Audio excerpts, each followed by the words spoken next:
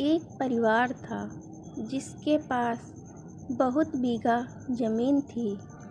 घर में 4 लड़के थे। चारों खेत में मेहनत मजदूरी करके कमाते थे। परिवार बहुत बड़ा था।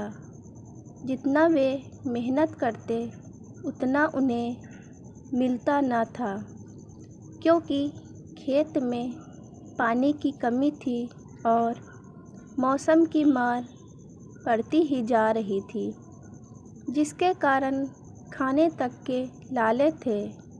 तो बच्चों की पढ़ाई तो दूर की बात है, अगर इस बीच कोई बीमार हो जाए तो गरीबी में आटा गीला जैसी बात हो जाए।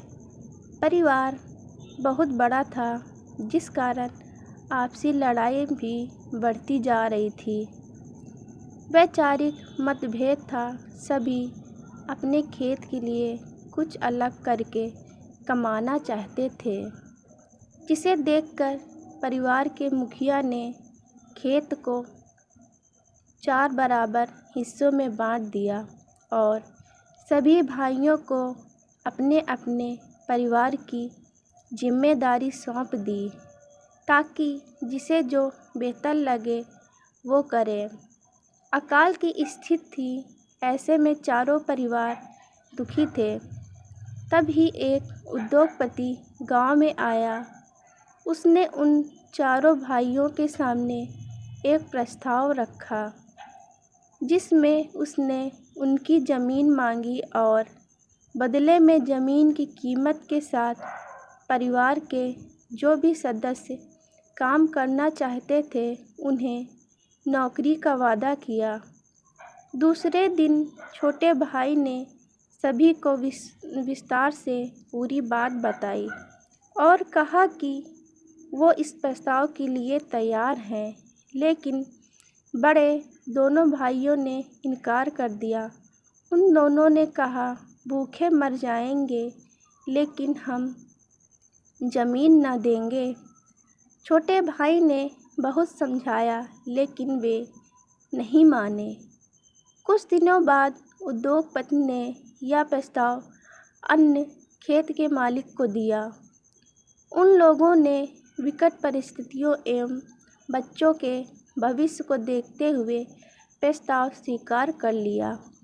कुछ समय बाद उस जमीन पर एक उद्योग बना, जहां कई ग्रामवासियों को नौकरी मिली। साथ ही उस जमीन मालिक को ज़मीन की कीमत और उनके बच्चों को नौकरी भी मिली, जिससे उन लोगों ने अपना अन्य कारोबार भी शुरू किया और दूसरे शहरों में ज़मीन भी खरीदी और उनका जीवन सुधर गया। उन्होंने एक बड़ा सा बंगला बनाया, जिसमें बाग को संभालने का काम वो चारों करते थे, जिन्हें पहले उद्योग का प्रस्ताव मिला था। एक दिन वो उद्योगपति उस घर में आया और उनसे उन चारों को देखकर पहचान लिया और पूछा, कैसा चल रहा है? सब सिर झुकाकर कहा, साहूकार का कर्ज बढ़ गया था, ज़मीन हाथ से चली गई, अब मजदूरी और बाग का काम करते हैं। उद्योगपति ने कहा, अगर आप मान लेते तो यह दशा न होती।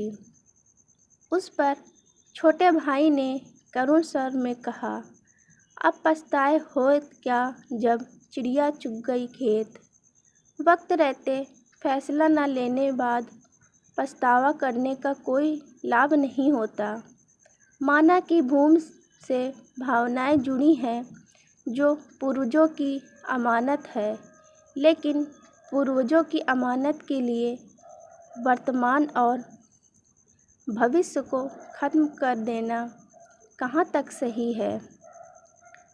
आपके सामने आपके बच्चे अनपढ़ हैं, भूख से मर रहे हैं, फिर भी आप ज़मीन के मोह में हैं। शायद मैं गलत हूँ, पर मैं अपनों को इस हालत में नहीं देख सकती। आज के दौर में पैसा ज़रूरी है। इस तरह का फ़ैसला गैर कानूनी काम नहीं है। कल को आपके बच्चे पेट भरने के लिए चोरी डकैती करेंगे तो क्या आपके पूर्वजों को शांति मिलेगी? यदि आपको स्टोरी अच्छी लगी हो तो please like, subscribe and comment ज़रूर करना। अंत तक वीडियो देखने के लिए आपका बहुत बहुत धन्यवाद।